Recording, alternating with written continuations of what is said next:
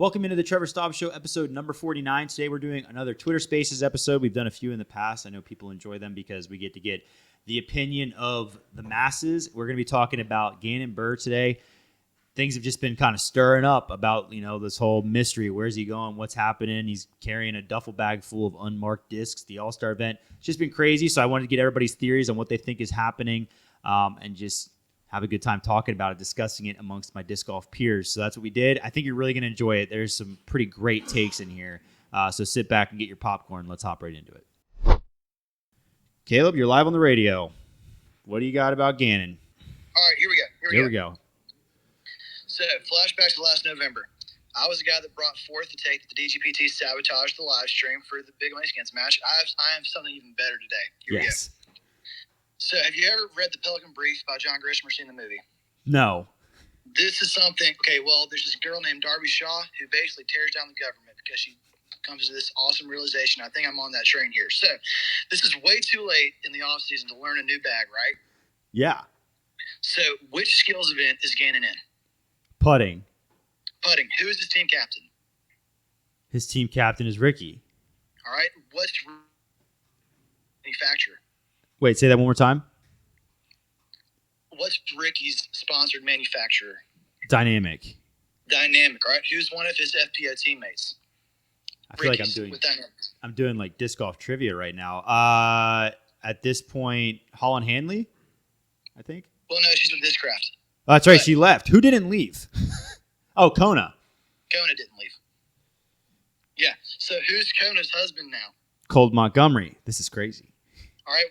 What does Colt Montgomery putt with? Lynx? He putts with Lynx. All right. So we all know Discmania. But here's the deal. I think happened. Colton got Gannon some exo-hard links through the disc golf dark web. All right. Very similar to 350G PA3s, okay? Yeah, here we true. Go. But here's the problem. Gannon just couldn't get quite dialed in with those links. So he wipes off the stamps for his PA3s this end. All right, and as we speak, he is sending a whole stack of PA3s to Sweden to get restamped with a link logo. All right? Okay. So these links, quote links, these PA3s with link stamps are on their way and hopefully going to be back in Las Vegas in time for Gannon to be putting with his normal PA3s, but advertising them as links. And at Las Vegas, Gannon announces that he is with Discmania, and he announces that the link is his first signature series disc. All right, so imagine this. He's cash from Putting Green all season, just last year. Yeah. All right, but and these links just sell like. But at the end of the year, Gannon never putted with a one time. At the entire time, it was just a PA3 with a link stamp. Wow. Okay. All right. I mean, I like it. Hot start on the takes. That's for sure. It's going to be tough to top. What's funny is, there's a really overstable. I was just saying, there's a really overstable run of D1s that came out a little while ago. I mean, just slap a PD2 stamp on those. You know? Well, it's funny. When I was considering the Discmania move, for some reason I kept like thinking, oh, what putter is he going to switch to? And I totally forgot that the link exists and is like definitely the most similar, like in the beaded putter realm, probably in their lineup. But hey, we've seen other players do the whole stamp a disc, but it might not actually be what you think it is route before. I don't know if that's public knowledge, but that's a thing that's definitely happened. Okay, wow. Great start, Caleb. Thanks for coming on. And that is, you're currently the hottest take. That's, you're the number one spot.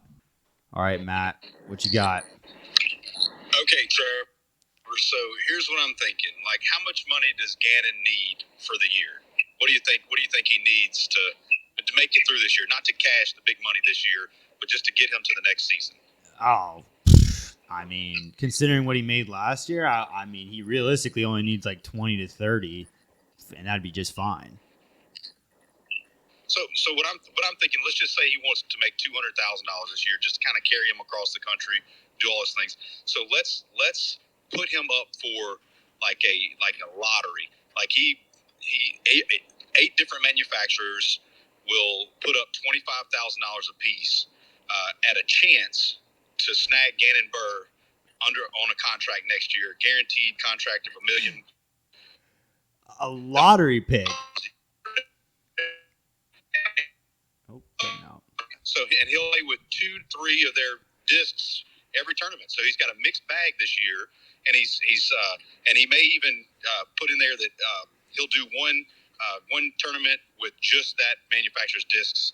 So those 8 tournaments this year will be just dynamic, just MVP, just Discraft, and he'll do a promo that week. And they all get a chance, but that they lose the money at the end of the year if they don't snag him. But if they snag him, it was worth the $25,000 they put up. What do you think? Wow. Intriguing sales pitch as a player. It's like a bidding system. Like you can like hop in and grab my putter slot for 25 grand. Definitely intriguing. Interesting because that's actually, I don't know if manufacturers be willing to do that, like to be a part of somebody's bag, but have direct competitors. Cause like the way Drew does it is he's working with a retailer. So, and he's working with EV7, but like, and you know, there's some differences there, but nobody's out here like I'm selling my mid ranges to Discraft and I'm selling my drivers to Innova. That model has yet to happen. And I think it's probably mostly because the players just would rather be with one company for the simplicity, and B, I don't know if the manufacturers would work together, but that's a fascinating idea and would be, I mean, I imagine electricity in the air if we've got a ping pong ball machine and it's popping out the lottery that gets like the signed Gannon Burr, like permission to sign. It would be incredible. I can't deny that. Yeah. So great theory, Matt. Great theory. Who had some crazy movie thing or whatever about links and Yeah. stuff. No, great take though. Thanks for coming on the show, Thanks, Matt. man. Appreciate the time. Yep. Speakers requested right now. Can you hear me now? Yes. Okay. I will start this by saying that I have no affiliation to Gannon, besides the fact that I also live in the 515, the Des Moines area. Okay. I don't know if you follow Gannon on Twitter or on Instagram, but you'll also often find him posting photos with his longtime caddy, longtime best friend, Matt Schlabach. Matt is a local retailer here in Des Moines. He runs Titan Disc Golf. Great guy, great person. If you look at Matt's Instagram and Matt's Facebook, you will see that he has also recently signed with Discmania. And so this isn't necessarily a hot take, but you'll see that Matt is often at the Gannon Burr family Christmas, at the Easter celebrations. You'll see him just around the Burr family. And my hot take, I guess, is just how much influence does Matt, who sponsors Gannon, who is also a Discmania person, Matt is also seen caddying for the other 515 disc golfer, Gavin Babcock. And so how much of this little love triangle between Gavin and Matt and now Gannon kind of plays into his decision to possibly sign with Discmania. You know what? Yeah, that is good information. I did not know that. And that honestly is pretty reinforcing stuff right there. I would say that does point even more in that direction of Discmania. That's very valid and good information. So I appreciate you bringing that to the show, David. Absolutely. Awesome. Thanks for joining. See you, bud. All right. That's interesting stuff. I didn't know that. I wasn't aware of his caddy being recently signed to Discmania as well. I also don't even think I knew that Babcock was also from that area. So I'm just learning things right now. All right. Next speaker. We got Ryan B. Bring him in here. All right, Ryan, what you got? You're muted. You're unmuted. No. Yeah, I can hear you. All right, so not as crazy as some of the other takes, but I'm going to go with he hasn't signed with any manufacturer yet, hence the wipe stamps. Okay. He's currently throwing a mixed bag at All-Stars. He's still deciding, but he wiped the stamps so that no manufacturer could say, hey, it seems you already like our molds a lot, so we're going to offer you a little less because you already like us a lot. So I think he's wiped all the stamps, so he has anonymity, and he has maximum leverage over any manufacturer that he might want to sign with. Yeah, this is so. I've heard some more people saying that, and that theory, while I don't know. It seems it basically, if he's not signed yet, it basically means that he had a falling out with Prodigy. That was what that would point to, because it would have had to be something so severe that he was like, I would rather just leave my contract altogether and just go out into the free agency for a couple weeks or whatever, rather than stay on board. So that's where, I mean, it would certainly be interesting. It would almost make more sense if he wasn't, from the standpoint of like what he's doing with the mystery bag situation. It's pretty theatrical. It's definitely exciting, but I'll tell you right now, it'll be, if it comes out that he wasn't signed and was doing that, like, it'll be very shocking. It'll be very crazy. But yeah, it's certainly a theory I've been hearing, and I think it's something to consider. But thanks for sharing that, Ryan. Yeah, I mean, I think overall the falling out would make sense, considering you guys talked about it on Griff Block, how they posted the core team and he was still on there, and then now he announced that he left. Right. That does kind of allude to that a bit more. And also, yeah, somebody just told me that that Will Shoestrick unfollowed Gannon. So I don't know, man. There's something to be said about that. But yeah, thanks for sharing your take, Ryan. No problem. Have a good one. Awesome. All right. Next up, we got Nathan T. Add him in here. Some good takes from everybody so far. This has been very productive. All right, Nathan, what do you think? Hey, Trevor, thanks for having me on. Of course. All right, everyone's saying Discraft, but here's the thing. I got the inside. Oh, boy. I got off the horn with the chef himself, Adam Schefter. Yeah. He just told me Latitude 64. And here's the thing. Okay. Here's the thing. The Grace, I bag of Grace. I love it with all my heart. If I lost it, I will cry and maybe never play again. Okay. They don't have a single MPO player in the top 20. Yeah. Imagine having a top 3 MPO and number 1 FPO player. Mm-hmm. Latitude, they have a new owner. Yes. Not sure what the deal is, if they're sticking with a trilogy, if they can do mixed bags within themselves or not, but I mean, who knows? The Rive. Gannon loves his D1. The Rive is basically the D1. And they have discs that are very similar. For example, the Harp is basically the distortion. M2 is basically the compass. D1 to Rive. And for his putter, the PA3, the Maiden. Yeah. No, there's no doubt that Latitude has a good lineup. And I do think that it's good you brought this up because people are forgetting a little bit about Latitude, because you're right in the sense that they don't really have the feature MPO player necessarily right now. And they have money because they are a really successful disc golf business with having all of the trilogy manufacturing. They're manufacturing for Castaplast. They're certainly in cahoots with Discmania to some extent. So I definitely see that. It'd be really crazy is if Latitude was funding a Discmania signing because they were in manufacturing cahoots and they would make money off of it by extension. Here's something. Now I'm bringing the takes. Yeah, that's a hot take. Wow, you might just keep that disc then. But I'll tell you, yeah, Latitude is one that you definitely can't forget about, because they could make a splash and it would not shock me, like, money-wise. I'd be like, yeah, that makes sense. I think Latitude has the money. All right, yeah, thanks for bringing that take, Nathan. Yeah, thanks. Alrighty. And Drew's the villain. Oh, yeah, I think I cut him off at the end there. Sorry, Nathan. Yeah, Latitude definitely is a potential player. I definitely could see that happening. All right, we've got a bunch more speakers here. There you go. Can you hear me? Yep. Alrighty, I got this one in the bag. I already know it. Okay. So Hunter tweeted a couple weeks ago about having getting new foundation stamps on their disc. Mm-hmm. So I already know, and this is kind of like a predetermined plot, like giving away a Macbeth disc. It's a perfect plot. So Gannon to foundation confirmed. Max contract. He gets to throw whatever disc he likes. He can already throw Prodigy, mixed bag, but you guys just haven't stamped him enough discs yet to get him to Vegas. So Yeah, I mean, I'm not going to throw us out of the conversation because I think it's really fun to be a part of it, and it's very flattering that people think that we have that kind of capital to just sign Gannon Burr.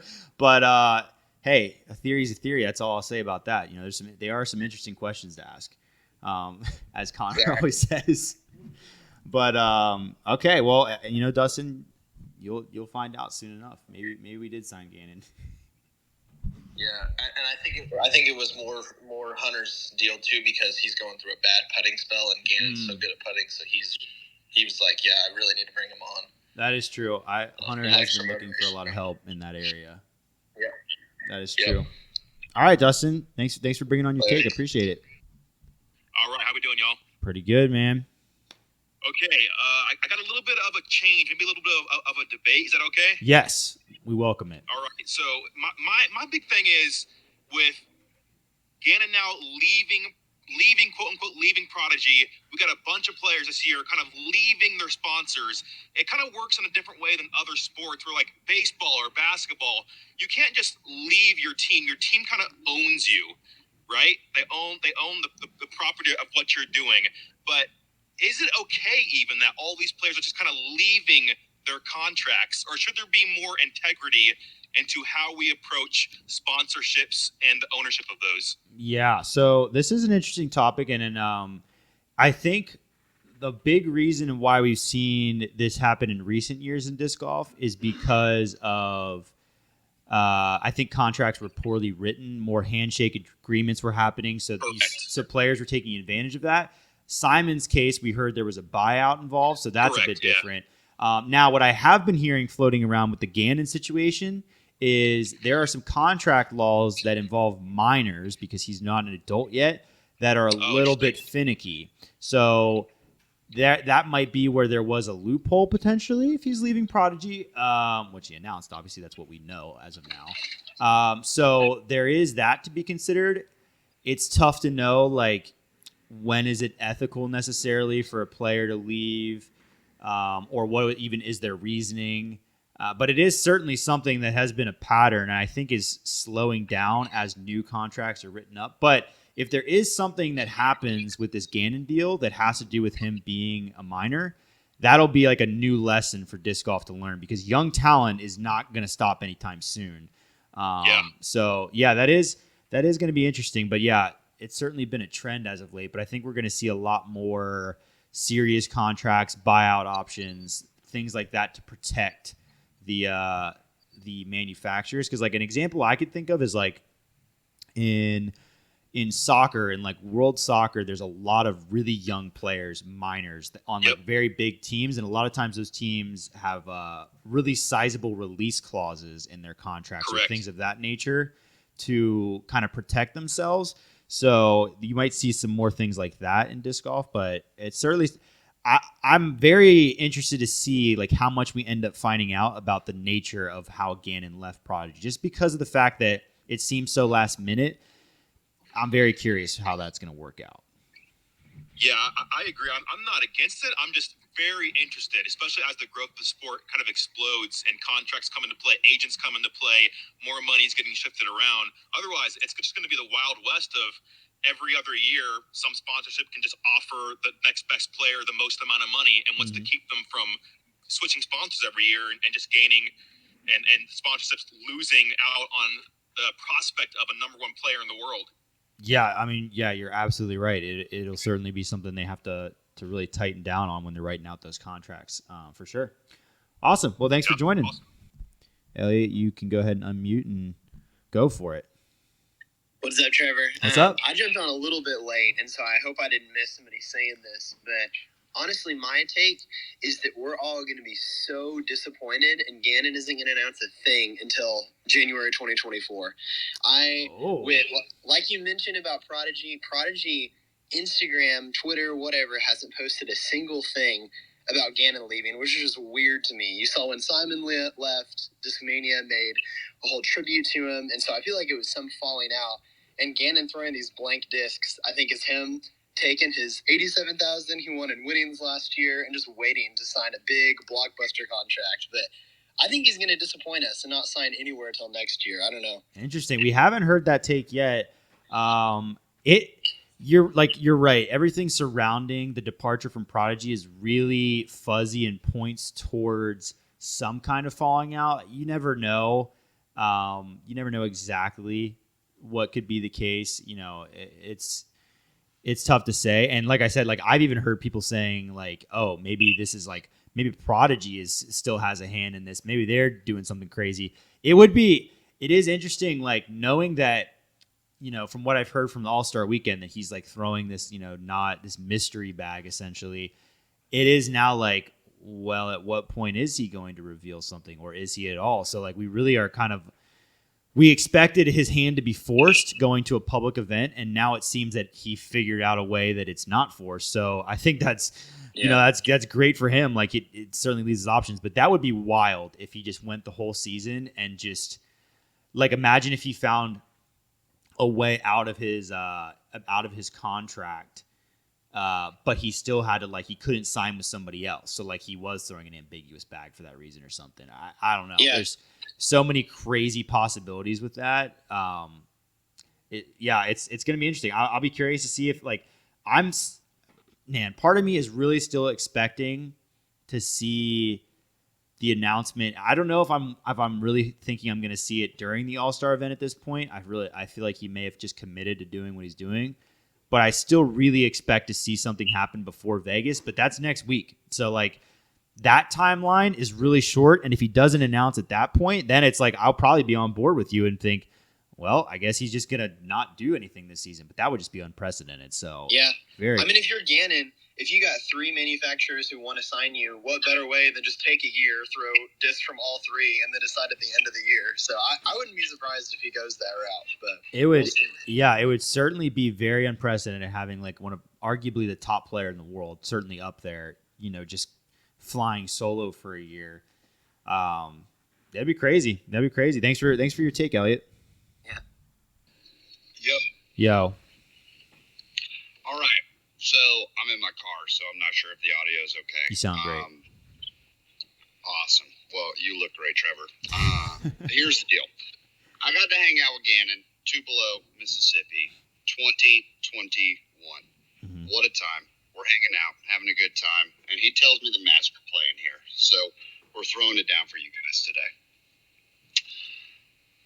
Gannon, king of Circle 1, one of the best putters on tour in the MPO field, especially Circle 2. And, you know, if he's the king of the sea, Circle 2, Poseidon, Neptune Discs, he's signing with them. They're making a huge splash. We got Natalie Ryan. Obviously, there's some turmoil with that this season. Neptune's like, we got to stay relevant. Let's throw the bag. Let's secure our future. Harpoon's out.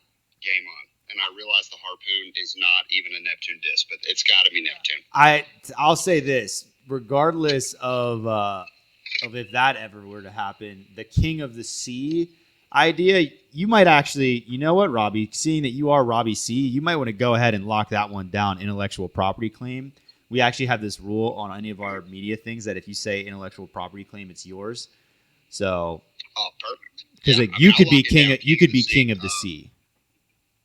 Yeah. I'll join my brother Gannon at Neptune once the announcement comes out, and okay. I'll start throwing some Neptune. Because it also, you know, open bag for them, so he could keep throwing those warbirds and all the things he's got. Yeah. What molds would he really like at Neptune, Robbie? Great question. First, I'd have to learn the molds that Neptune. I was curious to see. All right, well, hey, that's definitely a new take. Maybe the best stamp idea of 2023 so far as well. So thanks for bringing that, Robbie. You know, here to bring the joy. Keep doing what you're doing, boss. Yeah. All right, just want to take a quick break from the show to tell you a little bit about our monthly subscription box you can get at foundationdisc.com. It's something we offer that is, if you want discs once a month, you want to have them shipped to you, picked out for you. We do a different themed box each month. You pay a lesser price than you would if you were just ordering 3 individual discs. It's a reoccurring thing that happens every single month. We always do a different theme. We did a Brody box a few months ago that had like a signed Ultra Star amongst 3 other discs. We've done discs that are like throwing putter themed. We basically just like to spice it up each month and have some really cool additions. And Also, we include a swag item as well. So it's really awesome value. And if you're somebody who's an avid disc golfer, constantly want new discs, this is a great way to do it. And just enjoy throwing new plastic. So if you haven't checked it out before, go to our site, foundationdisc.com. Check out the monthly box subscription. We have a few different purchasing options for that as far as how you want to do it, the payments. And then it's a great value, and I think you're really going to enjoy it. So make sure to check it out. All right. That's a new one. Neptune Discs. Caleb Collins is back. He's back requesting as a speaker again. I feel like I had to bring him on. Caleb, what is it? Do you have an update? Well, I just wanted to go ahead and claim intellectual property for the absolute movie script that I laid out on this podcast earlier. Okay. That's all. Yeah. All right. Hey, it's been claimed. I'll submit that to our HR. Yeehaw. All right. Thanks, Caleb. I feel like I need a radio call sign. Like, you're live, Jim, on 96.8, the Trevor Staub Show. How's it going, Trey? Pretty good. All right, so I think we're thinking about this all wrong. This is a case of the troll got trolled. Yes. So everyone knows Gannon loves the troll. Loves it. But he had that story the other day of him allegedly throwing a Lone Star disc. So Lone Star sent him this giant contract. We're talking like $5-10 million a year. And he sees that number, and everybody's got their price. So he just signs on the dotted line, no questions asked, doesn't read the fine print. Now, what we got in the fine print is Lone Star is signing him to play for All-Star Weekend, but after All-Star Weekend, they're shipping him off to the oil rigs, and he's done playing disc golf. So they're just going to pay him $5-10 million for manual labor? Well, it voids after a certain amount of weeks, but yes. Okay. They saw the dimensions, they saw the length, they thought he was perfect. Oh man, okay. That took me by surprise. That's a great one there. Wow. Lone Star Discs. Thank you, Jim. Thank you for that. That was great. That's a great take.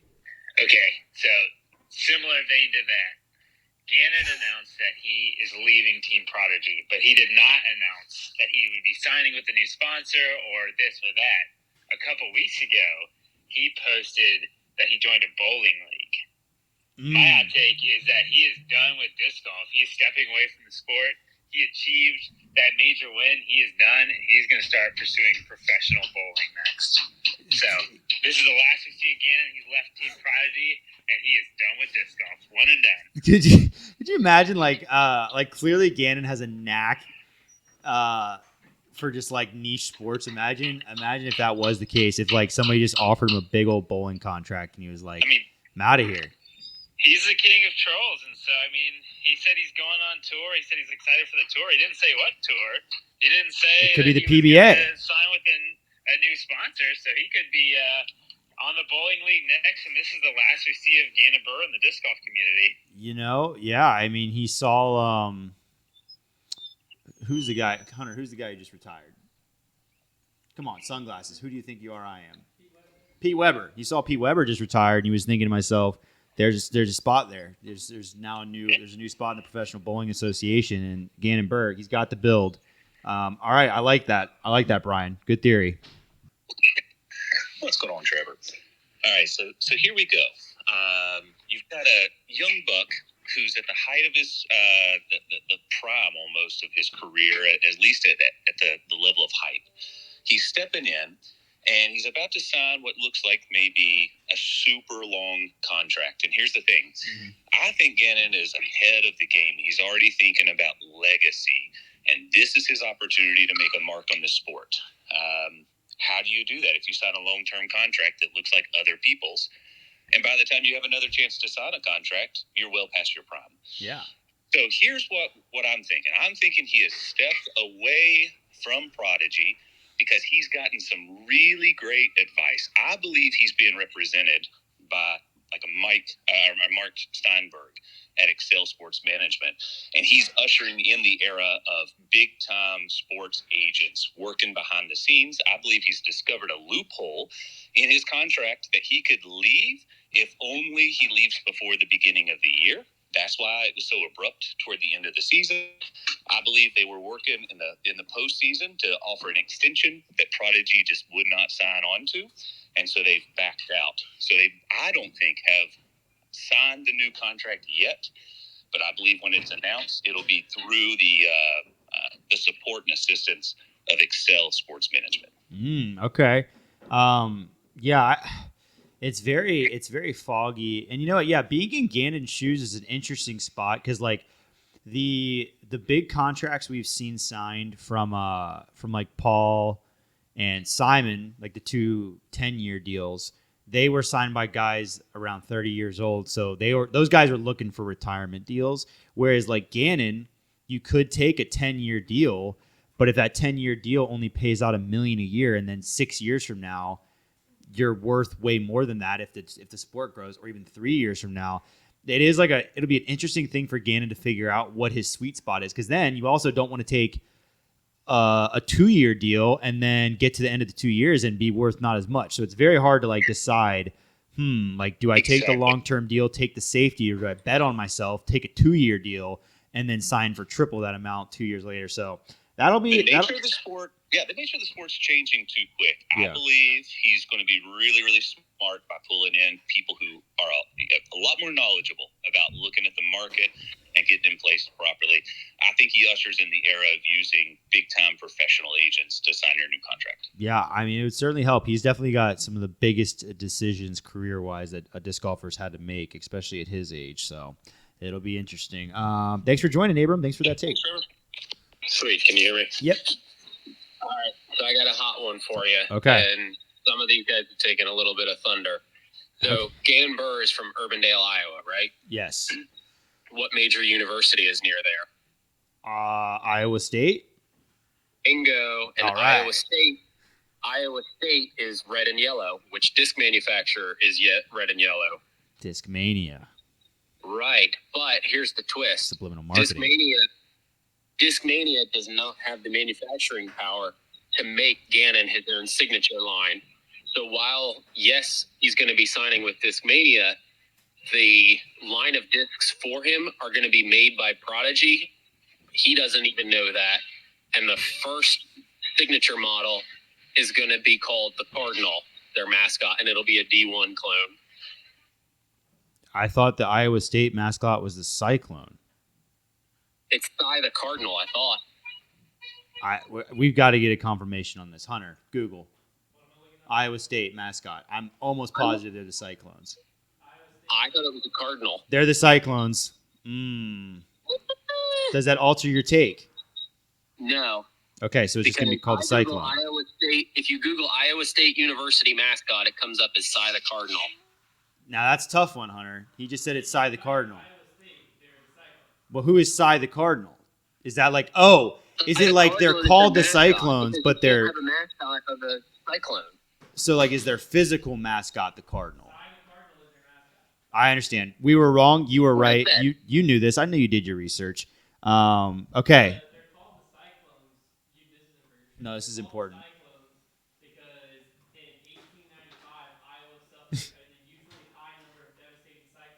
So apparently they named their university the Cyclones because they got leveled by a bunch of cyclones around 1900. So that's an interesting choice. Okay, hey, I like that theory. Red and yellow. I've always liked those colors. Thanks for bringing your take. Yeah, I'd just like to make a quick note here. Diehard Cyclone fan here. Our colors are not red and yellow. They're indeed cardinal and gold. Okay, noted. Just a little specification there. Yes. A little richer colors. You know, it's not ketchup and mustard. We're not the Chiefs. Okay. But on that note, yes, his name is Cy. He is a big human-sized cardinal, but his name is Cy, and we are the Cyclones. So, however, Discraft does already have the Cyclone, so that's not going to work. That is true. That's just food for thought there. Okay, yeah. That's all I really had to say. Okay, well, justice for Cy the Cyclone, or Cy the Cardinal, rather, and sure. And it's important that we got the clarification. So thank you for defending Iowa State. Yeah, roll close. All right, Tyler, what's up? What's up, Trevor? How you doing, buddy? Pretty good. Hey, man. So follow me on this one, all right? Okay. All right. So he's gonna go to Innova, right? Here's why. Ooh, right? okay. all last season, Sexton has been going on interviews and podcasts talking about what the future is like. And so this off season, I think he really had a chance to really think about it. And so the news about how there's going to be we said not post-production, but it's post-round coverage of the Disc Golf Network. I think Sexton is finally going into the booth, and they're going to move some guys out of the booth to do that post-round production. And I bet Sexton was like, they worked out a deal, or Sexton is still going to get the royalties for the Firebirds, obviously, and that freed up a ton of money. And I bet Gannon, Innova last minute worked this out so that he could be the next face of Innova, because we all know Innova does love their USDGC winners. Can't deny that. Yeah, so I think the Innova play is possible. I think that they are another company kind of like Latitude, where it's like the hints haven't really pointed that way, but they have the cap space and the money, I think, because they're a huge company. And they also, there hasn't been many years in there. They've kind of, it seems like they've chose Calvin as kind of their main guy, but it's not uncommon for them to have a bigger team than just that. And with Sexton and Germ getting a little bit older, it wouldn't, Gannon would be a good investment. So that would be interesting. I'd love to see him throw an Innova. That'd be pretty sick. But I think there's going to be some open spots. I think people are moving on, and so they're thinking about the future. And you could sign Gannon for 10 years, and he'd be there forever. Yeah, definitely has age on his side for sure. All right, Tyler, thanks for bringing that in. Oh, Connor, what's up? Hello? Are you there? I'm here. Well, first of all, I would like to say thank you so much for allowing me to be on your show. It's a big deal to me. Also, I'm sorry, I'm a little bit nervous. I don't do a lot of public speaking. Yeah. But I think that whenever it comes to all this stuff surrounding Gannon, there's only one obvious explanation. And honestly, it upsets me that people are brushing right over this, because I know for a fact that I'm not the only person to know that this is the issue, but everybody seems to be ignoring it, which I believe is conspiracy. But Gannon has amnesia. What? Oh, I see. Even maybe they've made it to you as well, but it's obvious that he announced that he wasn't going to be with Prodigy anymore. And then shortly after that, he got into an accident where he then developed amnesia. So he still has the muscle memory to be able to throw a disc, and he's being told by people around him that he's supposed to play the sport. But he has no idea what his plan was or who it was that signed him. And so right now he's wandering around with a duffel bag full of Frisbees and has no idea what he's supposed to be doing. And he spilled acetone all over them, and so the stamps are gone too. And you know what, Trevor, I'd really like, do me a favor. Ask me how many people a year ask me what percentage of people are affected by amnesia in the U.S. What percentage? I'm really glad that you asked.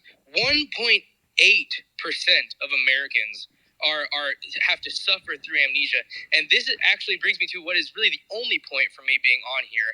And that is that I'm looking for support for a cause that I believe in wholeheartedly, and that is to end sexism in amnesia. Because did you know that sexism, that amnesia by an overwhelming amount affects women more than men? And I cannot stand for that. So that's why I would love for you guys to go to my GoFundMe. We're going to go ahead and take Connor out of there, potentially for legal reasons. It's important that we mention that Gannon Burr does not have amnesia, and that we know of, and that's most likely not true. And also, if anybody has amnesia, it might be Connor for thinking he was going to get away with that. Anyways, all right. Thanks once again to everybody for hopping into Twitter Spaces and joining the show today. Really, really incredible stuff. We have some creative people in the Twitter world. Definitely important to mention that every opinion shared on the show today, completely speculation. Obviously, we don't really have much solid evidence, but I think it's really fun to talk about the what ifs and what could be, and who knows? I'm sure somebody had to hit the mark, so we'll find out. Hopefully, in the coming days, weeks, or months, what happens with the Gannon Burr situation. But other than that, we'll see you next week with another good show.